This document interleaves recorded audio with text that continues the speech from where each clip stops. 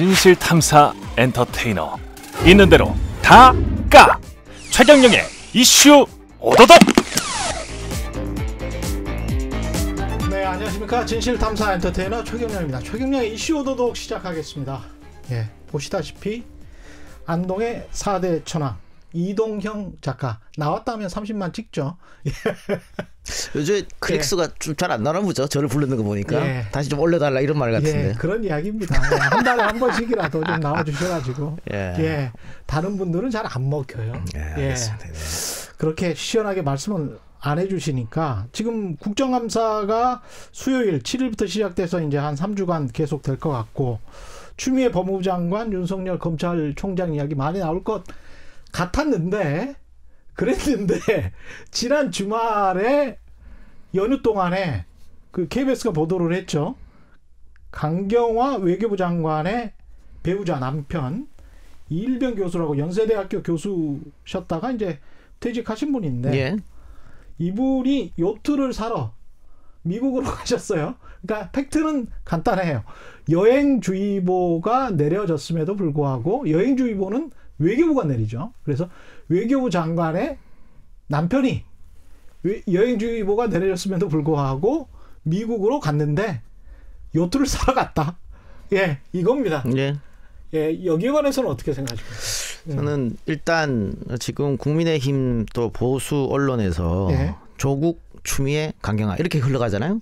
그렇죠. 근데 조국, 추미애, 강경화 세 사람 다 본인의 잘못보단 가족의 의혹을 갖고 왔어요.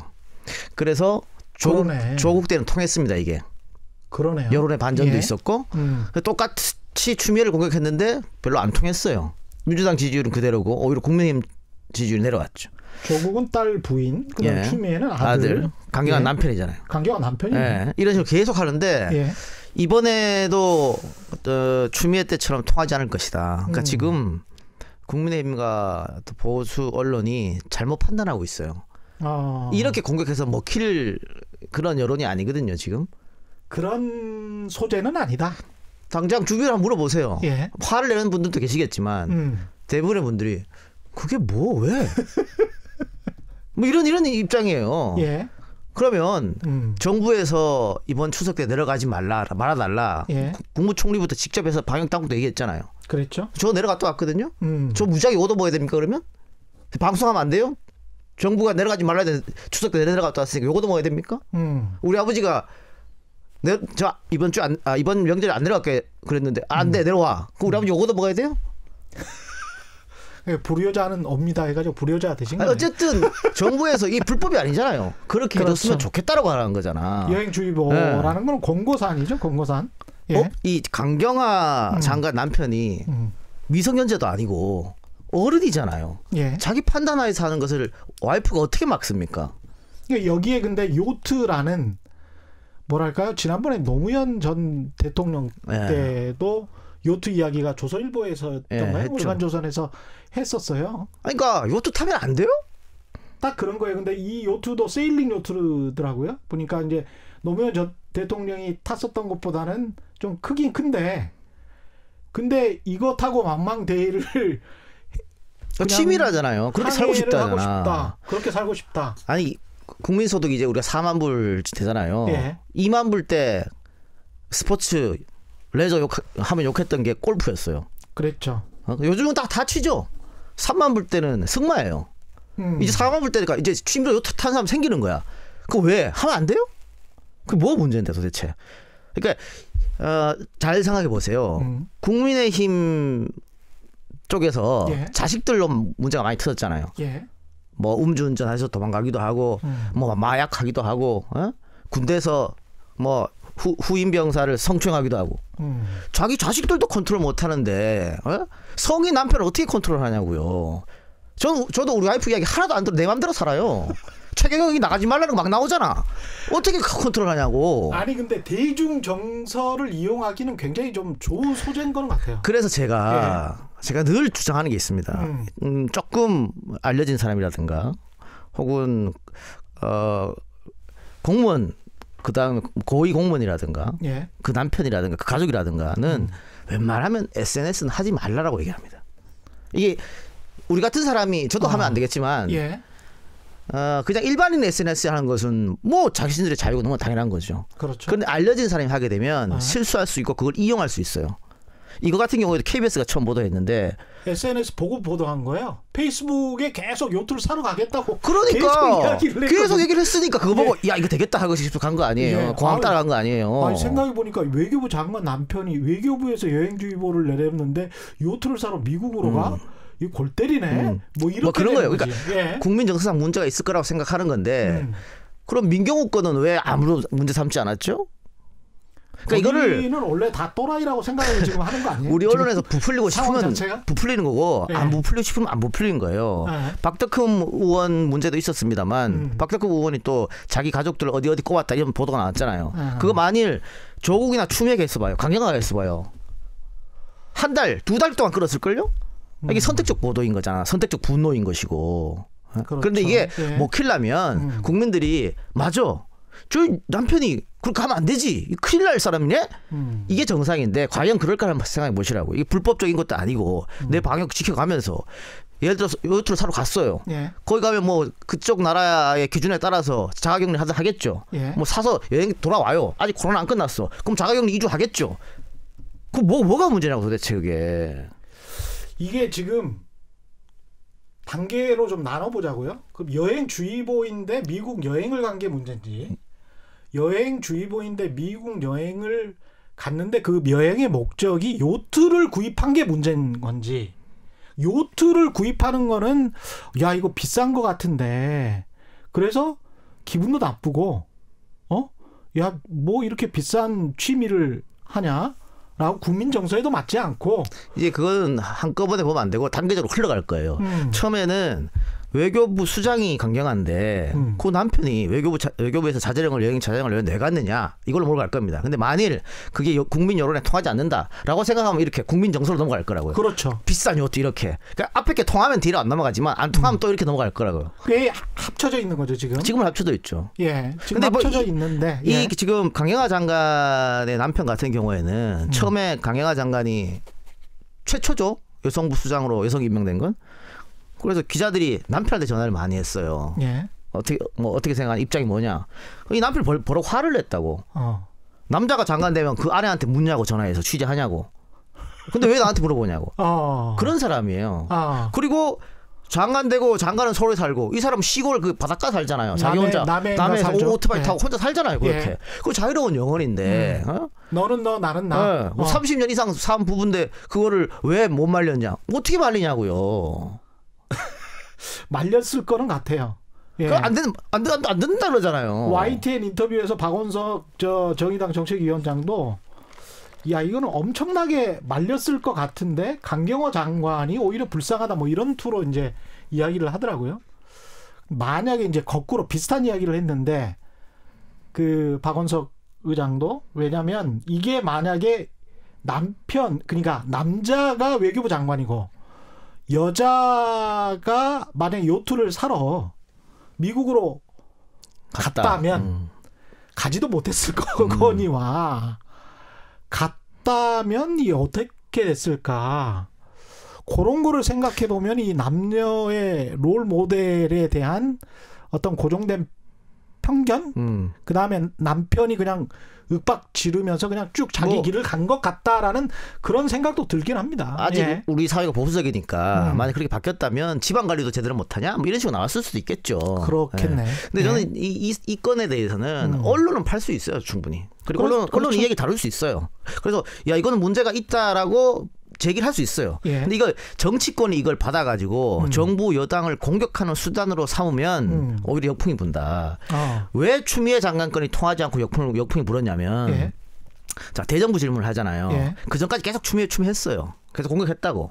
법사위에서 추미애 불러서 계속 다른 얘기는 안 하고 추미애를 얘기했어. 자 대정부 질문이야. 첫날에는 추미애가 앉아 있었어요. 그러니까 불러가지고 장관 법무장관 나오세요 해서 당신 아들 할 수 있어요. 둘째 날부터는 추미애가 없어. 그럼 정책으로 가야지. 근데 추미애도 없는데 추미애. 3일째, 4일째 계속 추미애 했거든요. 그 국민들이 보고 싶겠냐고 그거를. 대정부 질문에서 정책질을 해야 되는데 그 정책적으로 비판할 게 많았다고요. 뭐 전 국민 2만 원씩 지급한다. 이거 그렇죠. 얼마나 비판할 게 많아요. 예. 이걸 가지고 국무총리 나오세요. 얼마든지 할 수 있었어. 기준이 뭡니까? 예. 그런데 계속 추미애 했다고요. 그러니까 국민의힘이 정치를 어디 이상하게 배웠어. 야당을 오랜만에 해서 그런지 싸울 줄을 몰라요. 어떻게 하면 국민들의 지지를 얻을까 이걸 생각을 못해. 무조건 반사 이익만 얻으려고 지금 이러고 있거든요. 예. 그 서해상에서 돌아가신 공무원도 마찬가지입니다. 그게 지금 통한다고 보세요? 추석 때 한번 내려갔다 오신 분들 한번 주위에 한번 물어보시오. 그게 통한다고 생각하냐고. 그 지금 국민의힘이 잘못 잡았어요. 스탠스를. 이렇게 하면 안 돼. 그렇죠. 그러니까 국민의힘이 지금 할 수 있는 건 뭡니까? 정당이 목표가 뭐예요? 정권 창출이잖아요. 예. 뺏어와야지. 그것 때문에 국민들이 그나마 100석 가까이 줬잖아요. 어? 그런데 반대로 가고 있어. 왜 문재인 대통령한테 사상 최대로 야당복이 있다. 그런 말 왜 나옵니까? 지금 대통령 사실은 너무 좋아 야당복이. 대통령이 실수해도 야당이 더 크게 실수해 주니까. 예. 이거 같은 경우에도 아마 국정감사에서 추미애 강경화 얘기 또 나올 겁니다. 이미 추미애는 쉰 떡밥이거든. 근데 또 얘기할 거라고. 서해 공무원 피살도 나오겠죠. 또? 추미애 서해 강경화 이걸로 할 건데 국정감사에서 이걸 듣고 싶겠냐고요 국민들이. 예? 국정감사가 뭐 하는 자리인데요. 근데 이렇게 가면 결국은 또 정쟁으로 흐르고 정쟁으로 흘러서 진흙탕 싸움 되면 결론은 답 없는 게임이죠. 이놈이나 이게. 저놈이나 똑같다. 이렇게 될 수밖에 없어요. 그게 지금 야당한테는 좋지 않은 거예요. 오히려. 그럼요. 이놈이나 저놈이나 똑같기 때문에 뭐 바꿔봐야 소용이 없네. 그렇게 되는 거죠. 과거의 구도가 돼버리네. 그렇습니다. 그러니까 과거에는 보수가 훨씬 우리 지역에서 더 많은 포지션을 차지했거든요. 그래 50보 100보니까 바꿀 필요가 뭐가 있어? 뭐 이렇게 되는 거지. 지금은 탄핵 이후로 정반대가 됐잖아요. 내가 이제 국민의힘 쪽에 가서 좀 가르쳐주고 싶어. 답답합니다. 거기 지지율 올릴 방법이 얼마나 많은데. 아니 서해상에서 그 공무원 피살 사건도 어떤 분이 페북에 그렇게 써놓으셨던데 가령 한국군이 북한에 누군가 민간인이 들어왔어요. 그래서 고동 이상해서 총으로 쐈어. 그래서 사살했어요. 그런데 북한에서 막 항의를 해. 그래서 한국의 대통령이 직접 사과를 했어요. 그러면 한국 같으면 조중동 국민의힘 난리 났을 난리 거라고. 났죠, 그러니까 이게 뭐냐면 이거는 자위권인데 우리 국민들도 안다는 거예요. 억지를 쓰고 있다는 걸 안다는 거잖아요. 게다가 월북한 정황이 있다. 이거는 국민의힘 쪽에서도 알고 있었던 내용이에요. 특히 정보위 소속 의원들은. 그런데 왜 우리 선량한 국민을 월북했다고 몰아세우냐. 국민의힘 계속 따졌잖아요. 이렇게. 따지니까 국방부에서 얘기를 했어요. 증거를 얘기하려면 감청 얘기를 해야 돼요. 근데 이거는 국가 기밀이기 때문에 함부로 얘기할 수 없어. 근데 지금 야당 의원들 주호영 원내대표는 뭐 7.6mm로 쐈다고 계속 얘기하지 않습니까? 그게 그렇죠. 국익에 도움이 됩니까? 우리 인구 중에 5,800만 인구 중에 절반은 군대 갔다 왔는데 다 뭐 하는 짓이야 이렇게 생각한다고요. 그렇죠. 그거를 야당이 왜 이러는지 모르겠다고 자꾸 제살 깎아먹는 일을 하고 있어요. 그러니까 비난의 정도와 수준 그겁니다. 잘 파악을 못하는 것 같아요. 그러니까 요 추미애 때도 제가 다른 방송에서 여러 차례 얘기했습니다만 빠져나올 그 시기와 구멍을 알아야 되는 거예요. 예. 그런데 그 빠져나올 때를 못 빠져나왔어. 예. 그러면서 또 건설적인 제안도 해보고 정책적으로 비판하라고요. 국정감사에서 정책적으로 비판할 게 얼마나 많습니까? 근데 안 하고 야 추미애 강경화 건 새로 건수 잡았는데 이게 국민들이 와 그렇게 남편이 그렇게 가면 안 되지 이럴 거냐고. 그렇진 않을 거란 말이에요. 물론 그런 사람도 있겠습니다만. 아니 잘못하면 그게 이제 공산당 포퓰리즘으로 흘러버리는 건데. 불법을 저질렀으면 몰라요. 충분히 그럴 수 있어. 이게 비슷하게 너블리스 오블리제라면 비슷한 보도가 BBC에서 한번 나온 적이 있는데 제가 소개를 해드리면 코로나19 때문에 수백억 정도 되는 수백억까지는 안 되고 수억 달러 정도 되는 수천만 달러 정도 되는 섬 지하 벙커 이런 게 잘 팔렸다는 거예요. 왜냐하면 지하 벙커나 섬에 혼자 또는 그 가족들만 살 수 있는 모든 시설이 다 갖춰져 있는 거예요. 그래서 뭐 지하 벙커 같은 경우는 핵폭탄 공격에도 뭐 그 안전하고 그런 시설을 뭐 2천억 원에 샀다, 3천억 원에 샀다, 뭐 이런 그걸 그냥 아무 설명 없이 그냥 쭉 그 그림만 보여줘요. 어떤 부호가 이런 걸 샀다. 그랬다가 제일 마지막에 굉장히 그 또 다른 부호, 굉장히 돈 많은 사람이 호텔보다 훨씬 좋아요. 굉장히 럭셔리한 그런 자신의 저택을 영국의 간호사와 의료진에게 개방을 해버려요. 자기는 호텔에서 살아. 난 그냥 이 대저택에서 당신들이 한동안 살아라. 편안하게. 근데 그러면서 아무 말도 안 해요. 그냥 보여만 주고 딱 끝나버리더라고. 리포트는 없어. 근데 그게 이제 노블레스 오블리지를 어떤 강조하는 그런 세련된 방식인 것 같아요. 그래서 강경화 장관의 남편은 천성이 자유주의자고 뭐 본인은 당연하다라고 생각을 한 거지만 국민 정서로 받아들이기는 약간 좀 힘들다. 우리가 같은 공동체인데 그런 측면이 있기는 있죠. 그러니까 그거는 언론에서 지적할 문제고 언론에서 그렇게 지적하면 그렇게 국민정서상 문제가 있나라고 생각하는 분도 계실 테고 그게 뭐라고 생각하는 분도 있을 거예요. 자유주의적 입장에서는 그게 뭐 그렇게 생각할 수도 그래서 있어요. 자유롭게 국민들이 토론하고 논쟁하면 돼. 근데 이걸 국민의힘이 갖고 와가지고 야 잡았다 이거. 우리가 여권을 공격할 수 있는 기회다.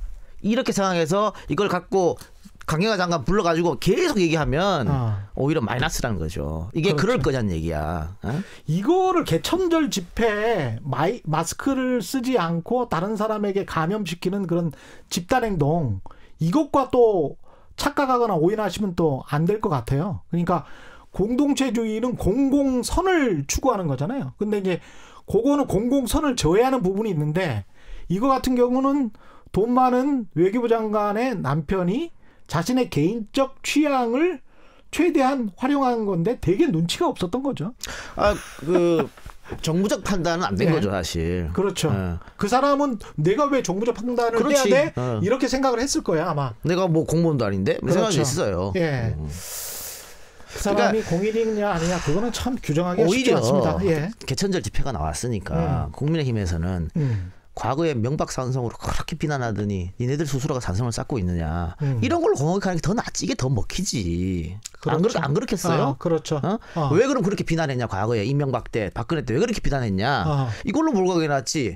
그거 몇 번 하려고 그러다가 이거 나오니까 다 일로 갔거든요. 그렇죠. 이게 좀 섹시한 것처럼 보이니까. 근데 초반에만 섹시하지 결국은 이거 사람들 문제예요. 조금만 더 생각하면 아무것도 아닌 문제니까. 왜냐하면 우리가 보수 진보 그러면 이념의 결이라는 게 있는데 보수는 자유주의 편이고 그렇다면 개인의 자유를 최대한 존중해 줘야 되는 편이거든요. 그렇기 때문에 우리가 그때 그 집회를 막은 것도 문제가 있었지만 지금 집회를 막은 것도 문제가 있는 거야. 이게 개인의 자유거든요. 그냥 그런 식으로 가는 게 뭐랄까요? 서로 그 상호 모순, 자기 모순에 빠지지 않는 그런 길인 것 같기도 합니다. 그러니까 왜 1인 시위까지 못하겠냐는 식으로 그렇게 가했어야 되는데 지금 전혀 잘못 가고 있습니다. 지금 국민의힘 쪽에서. 이거는 잘 짚어주시네. 제가 봤을 때는 뭐 이때 여론조사 계속 나오겠습니다만은 국민의힘 쪽에 좋지 않은 걸로 생각할 겁니다. 국정감사에서는 국정감사 해야 될 일을 하면 돼요. 이걸로 하면 정쟁으로 보인다니까. 누가 봐도. 근데 추미애 장관의 거짓말까지는 지금 거의 사실로 나왔잖아요. 그러니까 위법이나 불법한 사안은 없었다. 검찰 불기소했고. 처음에 언론이 이걸 들고 나오고 국민의힘이 덥석 받았을 때는 불법이었어요. 그랬죠. 불법으로 갔잖아. 그러면 그 수만 건인 보도에 대해서는 반성한 언론사 기자나 어디 있느냐? 불법이 없었는데도 불구하고. 그래서 나중에 쓱 보니까 불법이 아닌 것 같으니까 태도를 옮겨갔잖아요. 추미애 장관의 태도가 문제다. 그게 뭐야 그게? 태도가 문제다. 그 다음에는 나중에 검찰 보니까 이게 거짓말이었네. 그러면 그게 특검으로 갈 사안이냐고요. 특검으로 갈 사안이면 불법이 있어야 특검으로 가지. 근데 지금 특검 요구하고 있지 않습니까? 그러니까 보좌관에게 좀 일을 시킨 것은 맞는 것 같아요. 지금 검찰 발표에 따르면. 그렇죠? 야, 좀 알아봐라. 그래서 처리했다. 그게 불법이냐고. 여기서 불법이 되려면 보좌관이 직접 뭐 한 별쓰리 딱 포스트한테 전화해야죠. 그게 그렇죠? 불법 청탁이 되는 거지. 근데 민원실이 했잖아요. 그렇죠? 민원실이 뭐 하는 데인데 그거 하고 있는 곳인데. 그렇지. 어떻게 불법이 됩니까 그게? 민원실에 최대한 알아보기는 최대한 알아봤네. 그리고 지원 장교가 담당 장교라니까 대위한테 전화해서 이거 어떻게 할 수 있는 방법이 없어요? 물어본 거잖아요. 라고 문의하고 그쪽은 특별한 사안이긴 한데 그러면은 그 예외적인 상황이라서 내부 검토 후에 다시 연락을 드리겠습니다. 그래서 예. 관계자가 가도 돼. 이거 구두로 끝난 거예요, 그냥. 그러니까 군대도 갔다 오지 않은 하태경 의원 같은 사람이 뭘 자꾸 이 뭐 페이퍼 달라고 그러고 그냥 군대에서 윗사람이 책임자가 하면 끝이에요. 그래서 그렇죠. 국방부도 아무런 문제가 없다고 얘기한 거고. 예. 이걸 무슨 왜 그러면 엄마가 전화했니? 아빠 그것도 지금 다 거짓말로 드러난 거 아니에요. 예. 엄마가 전화했다고 엄마가 아빠가 전화했다고 어떤 여자 예. 목소리 들렸다 그러고 예. 다 국민의힘 쪽에서 예. 국회 안으로 숨어가지고 다 거짓말한 거지 않습니까? 이거 그럼 이거는 왜 거짓말했다고 말하지 않지? 신원식 의원이 얘기한 거에 대해서는. 그러네. 그런데 그걸 떠나서 저는 부모가 전화해도 아무런 문제 없다고 봐. 저도 아들이 있습니다만 내 아들이 똑같은 경우가 있었어. 그럼 나와가지고 그럼 누구한테 얘기해요? 아버지한테 얘기하지. 누구한테 얘기하는데? 아버지나 어머니한테 이야기를 하는데 아버지나 어머니는 삼촌한테 얘기합니까? 뭐 고모한테 얘기합니까? 아버지 엄마한테 얘기하지. 그럼 내가 들었어. 그러면 내가 전화할 수 있지. 그게 뭐가 문제냐고 도대체. 근데 내가 직접 전화하기는 좀 낯간지럽으니까 쪽팔리기도 하고 만약에 추미애인 거 알면 어떡해. 그래서 예. 그러니까 제 말은 그래서 예. 보좌관이 알아본 건데 예. 보좌관이 했든 부모가 했든 뭔 문제냐고 그게. 그렇기는 해요. 그러니까 거기에 청탁에 불법이 있었냐 없었냐가 집중적인 처음에 현안이긴 핵심이 합니다. 예. 그래 처음에 근무 이탈. 음. 그러니까 근무 이탈하면 불법이니까. 근데 군에서 국방부에서 근무 이탈이 아니래요. 정식 명령으로 다 내려갔대. 예. 그랬더니 불법 청탁. 어디다 불법 청탁이냐? 민원실에. 세상에 민원실에 청탁한 사람이 어디 있습니까? 민원실은 문의를 하죠. 문의. 그거 예. 하라고 있잖아요. KBS에서 민원실에 있잖아요. 그렇죠. 전화해서 물어보는 거예요. 그게 뭐가 문제냐고. 그러니까 아무런 문제가 되지 않는 거를 한 달간 보도량을 보십시오. 한 달간 쏟아냈고 국민의힘에서도 한 달간 이걸 갖고 떠들었습니다. 국회에서 싸웠습니다. 이게 뭐냐고 이게. 정쟁이지 이게. 그런 식으로 따지고 보니까 그렇게 생각해 보면 그게 자율성과 독립성에 관한 중요한 화두인데 그 언론사의 국회의원들이 가끔 와가지고 직접 뭐 이야기를 하거나 항의하거나 데모하거나 또는 전화를 하거나 그렇게 많이 하잖아요. 또는 국정감사 때 무슨 자료 내놓으라고 하면서 은근히 프로그램 압박하거나 이거는 청탁이야 압박이야 뭐야. 그 경계선이 애매모호하네. 그래서 예. 이게 민원실로 전화했다게 드러났을 때부터 사실은 청탁은 없는 거거든요. 세상에 청탁을 민원실에 하는 사람이 어디 있습니까? 예. 여당 대표쯤 되면 쓰리스타 포스타한테 바로 전화하겠죠. 그렇죠. 그게 청탁이지. 예. 근데 민원실에서 그러니까 거기로 끝난 건데 우리 언론이 민원실에 전화했다고 청탁을 해랬거든. 나는 기자들이 한글을 모르는가? 문의하고 청탁이라는 뜻을 모르는가? 예. 그런 생각까지 들었어. 그러니까 이거는 진영 논리로 그냥 공격하는 거잖아요. 그러니까 다 끝났잖아 이제. 불법적인 것도 없었고 청탁도 없었다. 예? 부정 청탁 금지법은 있는데 부정 문의 금지법은 없어요. 그러니까 그래서 태도로 갔어. 예. 태도가 문제가 있었다. 그 태도 문제를 추미애 장관이 사과했고, 예. 그럼 그건 국민들이 판단할 것이고. 불법이 없는 거를 검찰 발표에서 드러났고, 그러니까 이제 다시 거짓말한 거 아니냐. 그러니까 이미 이거 거기서 검찰 발표로 끝난 듯밥을 거짓말한 걸 물고 늘어지면 그게 과연 국민의힘에 도움이 될 것이냐, 혹은 언론사가 면죄부를 받을 수 있을 것이냐. 지금 와서 거짓말했습니다 하고 언론사가 면죄부 받아요? 처음에 불법이라고 그렇게 주장해놓고는 근데 그 수많은 보도는 어떻게 할 거야? 그런데도 계속 국민의힘은 뭐 계속 할 겁니다. 국회에서. 그러니까 그게 감사를 하면서. 정무적 판단을 해봤어도 자신들한테 도움이 안 되는 걸 알아야 됩니다. 그렇게 예를 들면 국민의힘 의원들이 이 사람들은 뭐 야당 지금 여당이 야당 때도 그랬습니다만 소리 지르고 목에 핏대 세우고 관계장관들 불러서 윽박 지르고 이렇게 하면 잘 싸우는 건지 알아요. 그게 비호감 된다고. 비호감. 지금 호감도 조사하면 국민의힘이 1등이잖아요. 압도적 1등입니다. 비호감 정당으로. 비호감 정당. 예. 그런데 지금 싸움꾼이라고 하는 사람들 장제원, 하태경, 조수진 이런 사람들 앞에서 막 소리 지르고 핏대 세우고 장가 소리 지르고 그게 도움 될까요? 옛날 이은재 의원 사퇴하세요. 그게 도움이 됐습니까?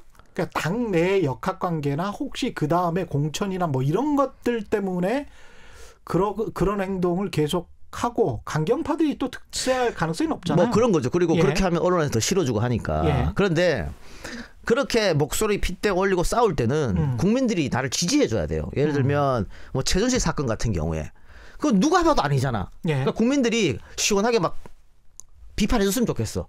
그때는 막 화도 내고 막 소리 질러도 되죠. 예. 근데 이런 거는 찬반 양론이 있는 문제고 어떻게 생각하면 잘못된 게 아닌 거 있을 수 있을 것 같은데? 라고 생각할 수 있잖아요. 근데 거기다 대고 사람 앞에다 대고 면전에 막 소리 주고 하면 그 비호감을 시킨다고 오히려 떨어진다니까 지지율이. 그 정치라는 건 이게 종합예술이라고 부르자 우리가. 응? 말, 태도, 자세, 생각 이게 다 섞여 있는 게 정치거든요. 예. 근데 지금 너무 단순하게 생각하고 있는 것 같아요.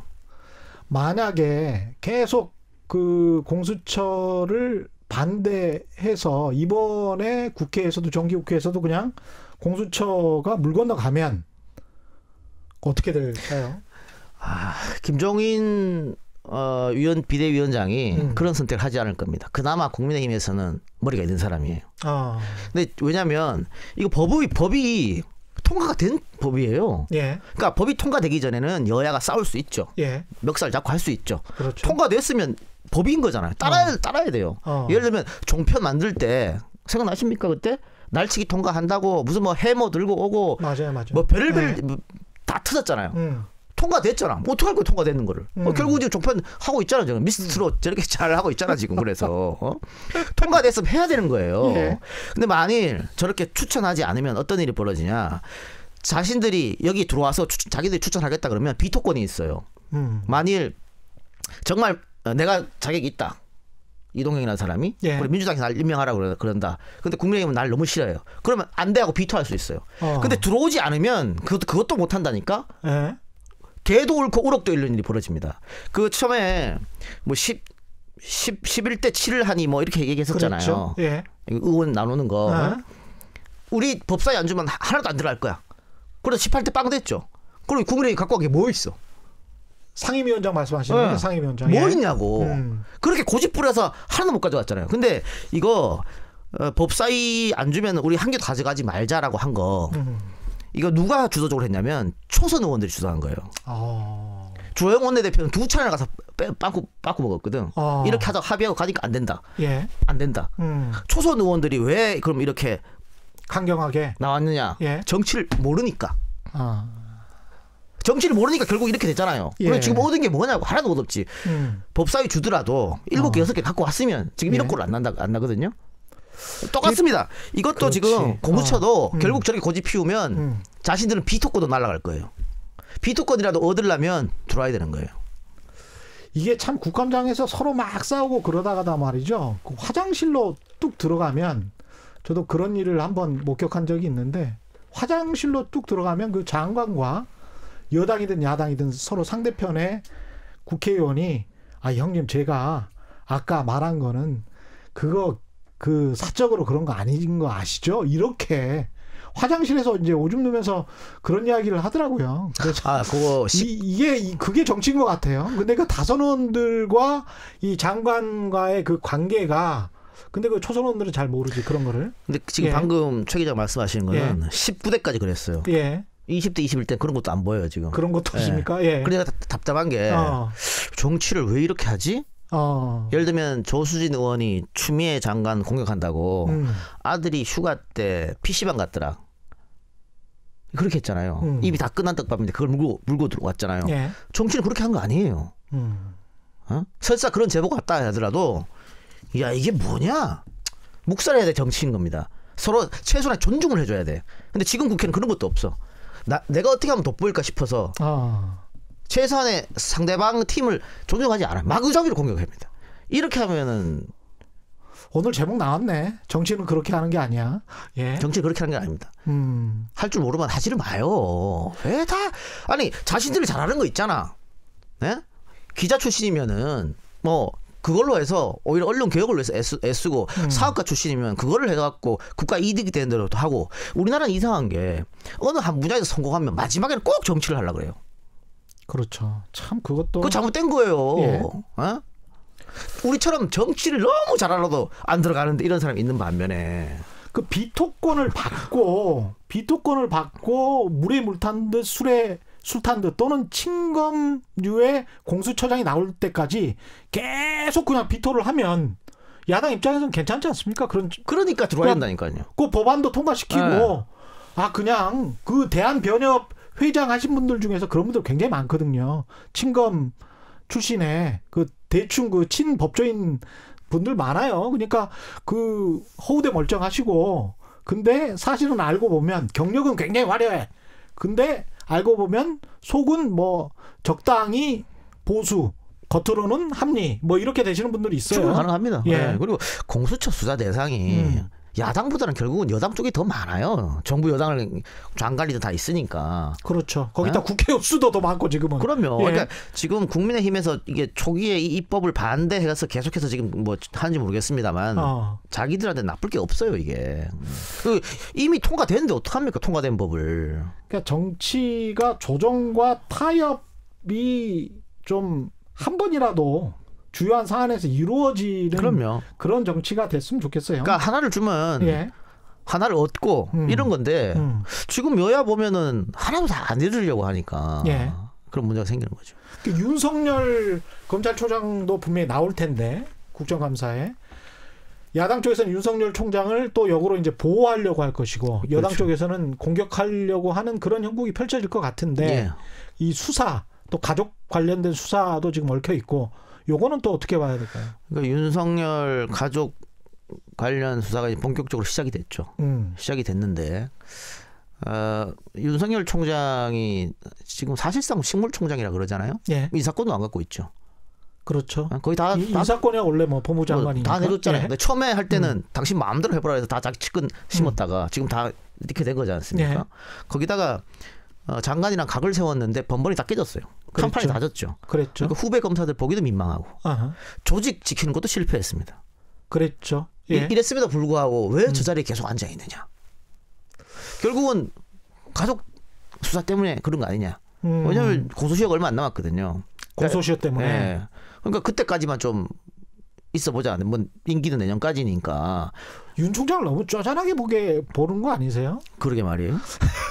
아니 그 굉장히 좀 그 통이 크신 분처럼 묘사가 됐는데 알 수가 없지만 윤석열 총장이 과거에 청문회장입니까? 예. 그 장모 얘기 나왔을 때 예. 나는 모른다 그 이야기. 왜 나한테 물어보냐? 그 고발하면 될 거 아니냐? 이랬단 그렇죠. 말이에요. 예. 야당 의원이 질의했을 때. 근데 윤 총장 그 사건 알고 있었어요. 그랬죠. 그럼 뭐야? 거짓말이지. 거짓말이지. 그래 지금 그 사건을 고소한 정대택 씨 같은 경우에는 이거 위증으로 처벌해야 된다까지 얘기하고 있잖아요. 청문회에서 위증했다. 응? 자신이 몇 차례 알려줬는데 모른다고 하는 건 거짓말이다. 예. 그리고 이 자기 아내 주가 조작 사건은 간단한 겁니다. 수사하면 금방 나옵니다. 이거 자료가 있으니까. 근데 그렇죠. 지금까지 왜 안 했냐 그러면?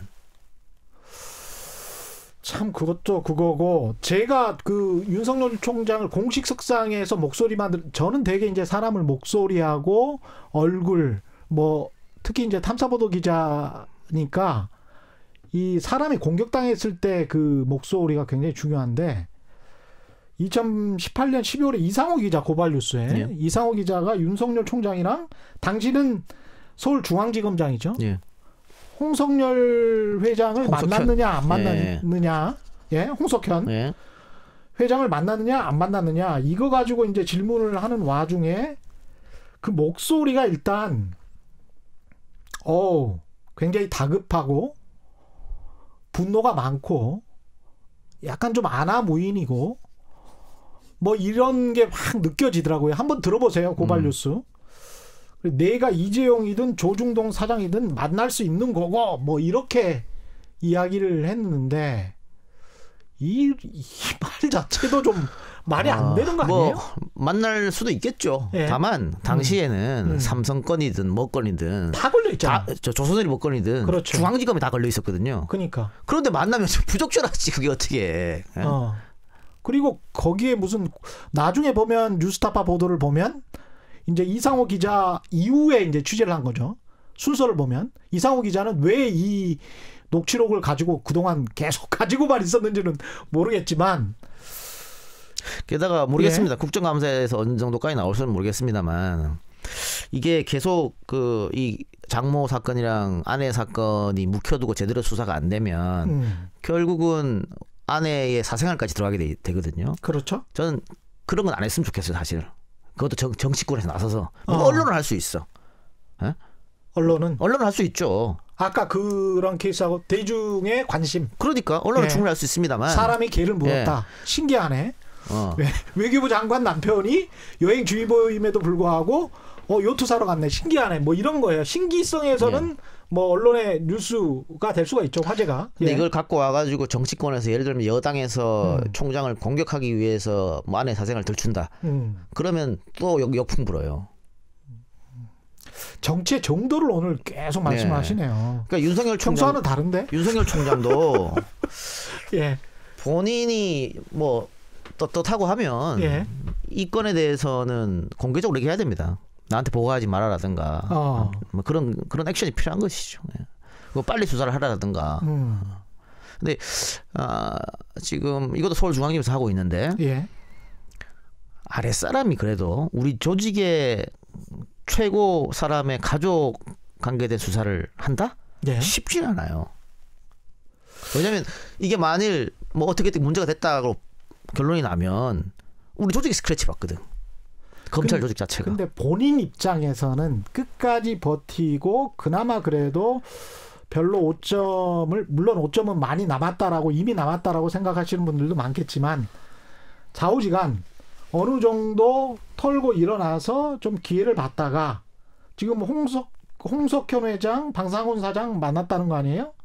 그 다음에 야당이 윤석열을 엄호하고 있는 거죠. 그리고 야권 뭐 자기는 부인할 수 있지만 대선 주자로 1위거든요.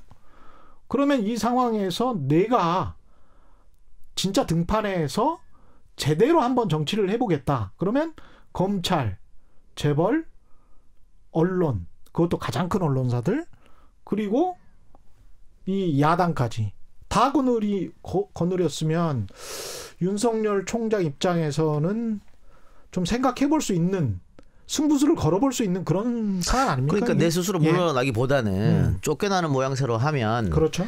내가 정치권에서 한번 승부수를 띄워보겠다 그걸로 그런 생각을 할 수도 있겠죠. 근데 저는 그럼 기회가 있다. 대통령의 기회가 있다. 그리고 지금 야권의 주자가 없으니까 안 보이니까. 그렇죠. 아무도 없잖아요. 그리고 대통령 돼서 잘못된 검찰 개혁을 제대로 바꾸고 공수처도 그때 가서 좀 손을 보고 뭐 이렇게 할 수도 있을 것 같다라는 생각을 할 수도 있을 것 같아요. 근데 어쨌든 그 중간에 너무 스크래치가 많이 났고 전 또 그 대한민국의 장래를 위해서는 칼잡이는 대통령을 하면 안 돼요.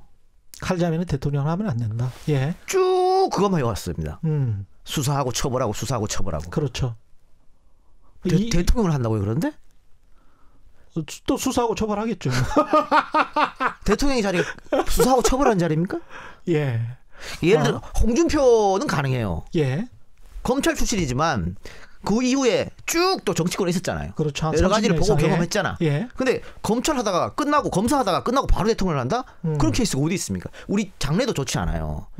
대통령은 경제, 사회, 문화, 예술 모든 걸 알아야 되고 모든 걸 아우러야 되고 또 사람도 곳곳에 내가 포용하고 있는 사람들이 많고 알고 있는 사람들이 많아서 적재적소에 좋은 사람을 심어야 되는데 평생 검사만 했는데 그런 인재풀이 어디 있냐고요. 그러면 이상한 사람들 활개칠 수밖에 없어요. 최수진 같은 사람이 주위에서 이렇게 해서 그게 나라가 제대로 꼴 되겠어요? 그러니까 우리 장래를 위해서라도 아니면 검찰하다가 바로 나와서 대통령하면 안 돼요. 필리핀 두테르테처럼 그렇게 될 수도 있고 그럴 수 있고요. 공포 정치가 될 수도 있는 부분이고. 그건 제 개인적인 생각이에요. 검사는 바로 나와서 하면 안 됩니다. 그런데 윤석열 총장을 계속 이야기할 수밖에 없는 게 야권에 주자가 없어서 그렇죠. 주자가 없어요. 그래서 김종인 비대위원장이 결국은 본인이 등판하려고 하는 거 아니냐.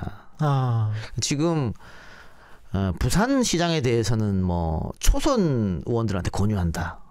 뭐 이런 말도 있고 서울시장권에 대해서 윤희숙 또 서초구 총장 이런 얘기가 나오지 않습니까? 조은희.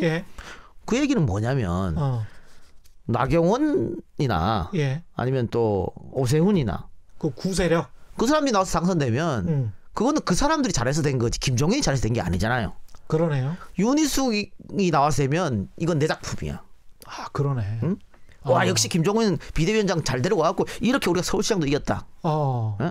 부산도 마찬가지입니다. 서병수 이런 사람 나와가지고 그렇지. 오랫동안 했던 사람이니까. 그럼 그 사람 김무성이 나왔다. 그 사람 잘한 거죠. 그건 김종인이 잘해서 된 거 아니잖아요. 근데 초선을 김종인이 찍은 초선에서 딱 당선됐어. 신선한. 그러면 김종인 작품이잖아요. 자, 그 김종인 비대위원장 임기가 내년 보궐까지예요. 예. 그래서 내년 보궐에 승리하면 김종인 탄력받아서 한 번 더 할 수도 있고 쭉 계속 갈 수 있어요. 대통령 자기가 생각이 있으면. 근데 보궐선거 지잖아요. 바로 짐 싸서 집에 가야 돼요. 그러네요. 그래서 계속해서 초선 얘기하고 당 밖에서 찾는 거죠. 당 밖에서 왜 찾느냐? 당 밖에서 괜찮은 인물을 데리고 오면 데리고 온 사람의 능력이 있잖아, 그거는. 그러네. 그래서 당 밖에서 찾고 그다음에 뭐 신진, 초선, 뭐 유니스 이야기하고 그런 겁니다. 결국은 대구 경북의 지지 기반을 둔 그 국민의힘 입장에서는 서울과 부산을 어떻게든 함락해야. 그러니까 일단은 김종인 비대위원장은 이게 1차 관문이자 마지막 관문이에요. 재보선이. 여기서 이기면 본인이 정말 대통령 후보까지 갈 수 있을지도 몰라. 이렇게 생각하는 거죠. 게다가 이런 정치 분석도 아주 훌륭하다. 예. 저밖에 못하는 거죠. 뭐. 예. 게다가 지금 예. 김종인 위원장이 좌클릭하고 있잖아요. 그렇죠. 5.18 묘소도 참배하고 경제민주화 얘기하고 상법 뭐 공정경제 3법 얘기도 하고 예. 나쁠 거 없어요. 이쪽에서는. 그렇지. 좌클릭하는 게. 그렇죠. 예? 나쁠 거 없습니다. 그리고 이쪽에서라면 민주당 아니면 국민의힘에서 나쁠 거 없죠. 국민의힘에서는 예. 김종인 위원장은 박근혜를 앞세워서 경제민주화로 당선을 시킨 적이 있어요. 그거 박근혜 작품이 아니고 김종인 작품이에요. 그러니까 민주당에서 그때 깜짝 놀랐어요. 예. 야 저거 우리 건데 쓱 뺏어서 자기들 아젠다로 삼아버렸거든. 그랬지. 예. 그래서 박근혜가 중독 포지션까지 아울러 버린 거예요. 보수 플러스 중독까지. 예, 공약을 실천은 안 했지만. 실천 안 했죠. 실천은 안 했지만 좌우지간 그때는 대단히 인기가 있었어요. 대단히 경제민주화가 선풍을 불었기 때문에 그렇게 아젠다를 선점해온 거예요. 지금 뭐 기본소득 같은 경우에도 김종인 위원장 얘기하잖아요. 이것도 사실은 민주당 거잖아. 그렇죠. 그런데 지금 쓱 얘기하면서 이게 같이 이제 아젠다 싸움이 돼버렸거든. 김종인 위원장이나 이낙연 대표나 경제정책에 관한 스탠스는 어떻게 보면 김종인 위원장이 더 왼쪽이에요. 더 진보적인 것 같기도 하고요. 예. 그래서 김종인 위원장이 경제 쪽으로 좌클릭하고 이번 재보선거를 승리하면 이쪽에는 국민의힘 후보가 없으니까 본인이 직접 등판할 기회가 생길 수도 모르겠다. 그러니까 어차피 중도파까지 다 아우를 수 있는 사람이 한국을 먹는 거니까. 그러니까 어차피 51대 49인데 뭐 2만 이기면 대통령 이기는 거잖아요. 그렇습니다. 민주당 쪽에서는 지금은 양강이죠. 이낙연, 이재명. 딱 붙어서 이렇게 가고 있잖아요. 예. 그러니까 이낙연 위에 있다가 떨어졌고 이재명은 대법원 판결 나면서 올라가서 지금 딱 붙어 있는 상태인데 거의 다 오차범위 내라서 뭐 누가 1위다 누가 2위다 이거를 어렵죠. 하는 게 의미가 없을 것 같고. 근데 문제는 민주당 후보가 되려면 예선에서 이겨야 돼요. 그렇죠. 근데 지금 이재명 지사가 이게 딱 부택까지 올라온 거는 중도 보수에서 이재명을 많이 지지한 게 있거든. 근데 그 사람도 당내 경선에 참여할 수 없잖아요. 그래서 지금 봤을 때는 당내 경선에서는 이낙연이 유리하다. 이게 중도 보수에서 이재명을 많이 지지하는 이유는 민주당을 매기기 위해서 역선택을 하는 겁니까? 역선택이라고 주장하는 사람들이 가끔 있어요. 그건 여론조사가 뭔지도 모르고 주장하는 사람들이지. 우리가 그 수많은 당내 경선 뭐 대통령 후보 경선 있었습니다만 역선택 말만 있었지 입증된 적이 단 한 번도 없습니다. 아 그래요? 아니 최경 기자한테 여론조사 전화 갔어요. 저 받은 적 있어요. 그럼 내가 예를 들어서 A 후보를 지지해. 근데 역선택하려고 내가 머리 써서 역선택해야지. B 후보 이럴 사람이 누가 있어요. 그리고 나 한 명 그렇게 한다고 바뀔 것도 아닌데. 그렇기는 해. 그런 사람 없어요. 그거는 말이 안 되는 거고. 이런 게 있죠. 우리 중도 보수에서는 카리스마 있는 지도자에 대한 선호도가 있어요. 카리스마 있는 지도자. 옛날 박정희 향수도 있고. 근데 지금까지 그런 지도자를 오랫동안 못 만났거든. 나 근데 일은 잘하네. 무슨 뭐 스캔들이 있었던 것 같은데 일은 잘하네. 이게 경기도에서 맨 처음에 이재명이 당선되고 그런 이미지. 박정희 같은 키도 작고 하기사 좀 약간 그 카리스마 있는 약간 이재명이 하니까 되네 뭐 이런 거거든. 뭐 예를 들면 뭐 계곡 철거. 이제 그동안 왜 못했어? 이재명이 저렇게 잘했는데 왜 못했지 그동안? 좀 과감하고 과단성 있는 것 같고. 그 신천지 그 잡으러 막 댕기고 막 이런 거. 그러네. 약간 좀 비슷하네. 그런 측면. 쇼든 어쨌든 그런 모습이 있다고요. 그래서 처음에 전국 그 지자체장들 조사했을 때 이재명 뒤에서 2등 꼴찌에서 2등인가 했어요. 당선되고 나서. 지금은 1등이잖아요. 이게 뭐냐면 경기도에서는 뭐 재판이고 뭐고 일을 잘한다. 일 잘하면 되는 거 아니야? 그래서 중도 보수가 좀 찍어주는 게 있다고. 다만 중도 보수가 찍어주든 말든 이재명은 당내 경선에서 지면은 민주당 후보로 못 나와요. 그렇죠. 뭐 예선을 통과해야 본선에 올라갈 거 아닙니까? 아니 그리고 국민의힘 입장에서는 이낙연보다는 이재명이 더 상대하기 쉽다라고 생각하지 않을까요? 왜냐하면 그래도 좀 찝찝한 뭔가가 있다. 재판 결과가 무죄가 나왔다고 하더라도 그다음에 뭐 욕설 그 전화 있지 않습니까? 형수. 그거를 들으신 분들도 굉장히 많으실 것이고 뭐 대선이 되면 또 리바이벌 할 것이고 그래서 이런 어떤 강성 이미지와 좀 과격한 이미지를 그냥 지금은 그냥 봐줬다가 나중에 대선 때 그냥 완전히 밟아버린다. 이런 생각을 가지고 있지 않을까요? 국민의힘에서 전략가가 있다면 예. 반대로 생각할 겁니다. 반대로? 이낙연이 더 쉽다고. 아 그래요? 자, 왜냐면 일단 제가 하나하나 설명해 드릴게요. 예. 그 아까 얘기한 형수욕 있잖아요. 예. 그거 충분히 뒤집어 엎을 방법이 여러 가지가 있어요. 아 그래요? 그 형수가 우리 엄마한테 소위 말해 쌍욕을 한 거거든. 그래서 내가 대갚아 준 거예요. 당신도 이렇게 말하면 좋겠냐고. 근데 이게 그 앞뒤 정확 자르고 이렇게 했단 말이야. 그 보통에 가서 그 얘기하는 거예요. 예. 당신 모친한테 형수가 그렇게 쌍욕하면 예. 가만히 있겠어요? 뭘 가만히 있어? 우리는 갔으면 한 대 때리지. 이렇게 나온다고. 이거 얼마든지 뒤집을 수 있어, 이 문제는. 그리고 예. 집안에 예. 아픈 손가락은 누구나 다 하나씩 있어요. 안 그래요? 삼촌이든 권보든 누구나 한 명씩 있어, 아픈 손가락이. 예. 근데 그런 아픈 경험을 한 사람들은 오히려 이해 폭이 넓을 수도 있어요. 그러니까 이 문제 갖고 또 오면 역풍 맞을 수 있어. 예. 그리고 나머지 거는 뭐 대본에서 전부 다 무죄 났기 때문에 오히려 훌 턴 면이 있어요. 아니, 예. 병원 가서 바지까지 내렸잖아요. 그걸 뭐 또 갖고 올 거야?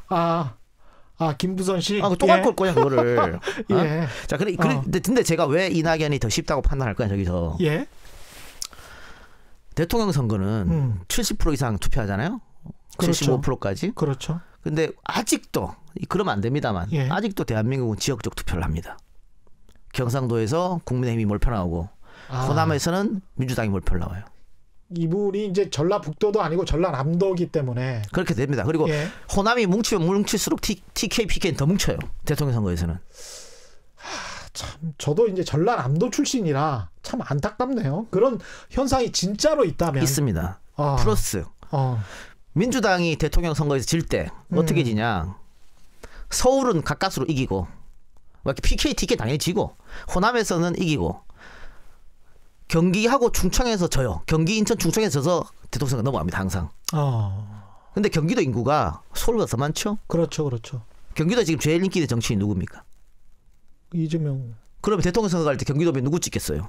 지금까지 민주당이 대통령 선거에 진 거는 경기도에서 다쳐서 그런 건데 경기도민이 그러네. 압도적으로 밀어주는데 거기다 이재명 고향이 안동이잖아요. 안동이에요? 안동이니까. 그 안동이어서 지금 저 이재명 씨를 막 이렇게. 아이, 뭐 안동. 이게 참 안타까운 얘기입니다만 김대중 대통령은 IMF가 안 터지고 이인재가 안 나왔으면 졌어요. 그 나라가 망했는데도 불구하고 이인재가 안 나와서 졌다고. 그게 대한민국의 망국적 지역 투표예요. 노무현 대통령이 PK 출신이 아니면 됐겠습니까? 가까스로 이겼는데 이해창한테.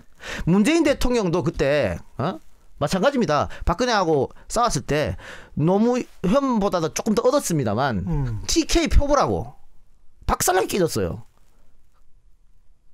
근데 지금 이 상황에서 경상도 후보가 나와가지고 PK, TK에서 몇십 프로 해주고 그 다음에 서울은 김대중 때부터 DJ 불패였던 곳입니다. 무조건 민주당 찍어주게 돼 있어. 근데 호남에서 이낙연이 아닌 이재명이 됐다고 이재명 안 찍어주겠어요? 저쪽 당 사람 찍어주겠어요? 근데 경기도에서도 몰표를 받을 거고 지역적으로 분석해봤을 때는 당연히 이낙연이 나오면은 국민의힘에서 더 유리하죠. 그런가? 또 이야기를 듣다 보니까 또 그런 것 같기도 하고 나는 이게 팔랑귀라 아니 근데 좀 약간 슬프기는 해요. 왜냐하면 미국에서 저 트럼프 대통령이 백인 우월주의자들 막 이렇게 부추겨가지고 흑백 차별을 이용하잖아요. 이 선거에. 근데 우리도 아직도 이제 전라도 경상도 그 지역 가지고 이렇게 이 투표 계산을 해야 된다고 생각하면 답답하죠. 참 답답하네. 근데 게다가 호남하고 영남 인구 차이가 2배나 나기 때문에 그렇죠. 예. 더 답답한 거죠.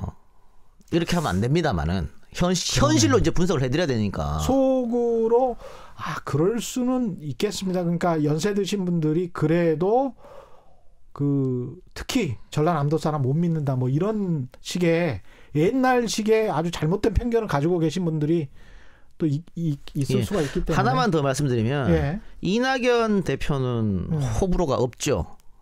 그렇죠. 뭐 좋아하든 싫어하든 이게 크지 않잖아요. 예. 이재명은 아까 말씀드린 대로 싫어하는 사람은 엄청 싫어하고 또 좋아하는 사람도 엄청 좋아해요. 그렇습니다. 근데 큰 정치인, 대권까지 노리는 정치인 되려면 호불호가 강해야 됩니다. 나를 싫어하는 사람이 엄청 많아야 나를 좋아하는 사람들이 더 많이 생기는 거예요. 왜? 날 싫어하는 사람이 내가 좋아하는 사람 공격하면 맞서 싸워야 되거든. 그래서 내 주위 사람들 설득해서 그러니까 그냥 내가 별로 좋아하지도 않고 싫어하지 않는 사람이 대통령 선거 나오면 내가 혼자 가서 찍지만 내가 정말 좋아하는 사람이 나오면 내 주위 안 간다는 애들 멱살 잡고 나가서 대통령 선거 같이 나가요. 그 이번에 KBS에서 했던 나훈아 콘서트. 나훈아 씨가 진짜 명언을 얘기했어요. 뭐라고요? 스타와 슈퍼스타 차이점. 스타와 슈퍼스타의 차이점. 예. 슈퍼스타는 나를 싫어하는 사람이 30% 있어야 된다는 거예요. 그래야 슈퍼스타가 된다는 거지. 나는 나훈아 씨 가사도 본인이 쓰고 하지만 굉장히 철학자거든. 그 가사 책 많이 안 읽으면 안 나오는 거예요. 그러네. 예. 슈퍼스타는 날 싫어하는 사람 30% 있어야 된다는 얘기 듣고 내가 이 사람 정말 똑똑한 사람이라 느꼈습니다. 그냥 하는 말이 아니에요. 책에 사실은 성장하는 리더라는 그런 생각이죠. 일종의 이제 책인데 그런 책에 그런 구조를 보기는 봤습니다. 그러니까 리더가 성장을 하려면 꼭 반대자가 있어야 된다라고 하더라고요. 그럼요. 예. 김대중, 노무현. 그러네. 호불호가 굉장히 강했던 정치인이었잖아요. 그래서 이회창, 반기문이 안 된 건가? 그렇습니다. 다 그래도 그 정도면 괜찮다라고 생각했던 사람들이잖아요. 열성적인 팬이 있어야 되는 거예요. 문재인 대통령 마찬가지죠. 광적 팬들이 있잖아요. 그런 사람도 있어야 되는 거야. 지금 그렇죠. 탄핵에 40% 바치는 것도 광 팬들이 있기 때문이거든. 반대로 또 박근혜 대통령도 굉장히 있었죠. 싫어했던 사람들도 있고 너무 좋아하는 사람 있었잖아요. 그래서 대통령 되는 거예요. 팬덤이 있어야 되네. 그렇습니다. 그래서 호불호는 이게 이재명한테 나쁜 게 아니에요. 다만 제가 계속 예선 얘기하잖아요. 지금 이대로 가면은 예선에서 이재명이 통과하기 어려워요.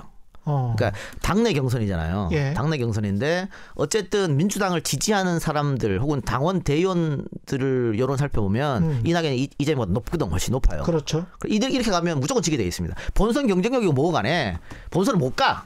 그러나 예선에서 통과하기는 힘들다. 그렇죠. 그 문제인데 변수는 하나 있어요. 변수. 김병수가 살아 돌아오느냐입니다. 김병수? 김경수 지사가. 김경수. 네. 지금 그 친문 친노 팬들이 차마 이재명한테 못 주기 때문에 이낙연을 지지하고 있는 거거든요. 그렇죠. 없으니까. 몰라 유시민이라도 나오면 거기 줄까 모르겠지만 안 나온다니까. 김경수가 대법원에서 무죄 받고 살아 들어오면 그 친노 친문이 김경수한테 확 쏠려버릴 거라고. 이게 11월 판결인가요? 11월? 뭐 그쯤 나올 겁니다. 그러면 다음 달 이낙연 지지율은 상당히 떨어질 수가 있어요.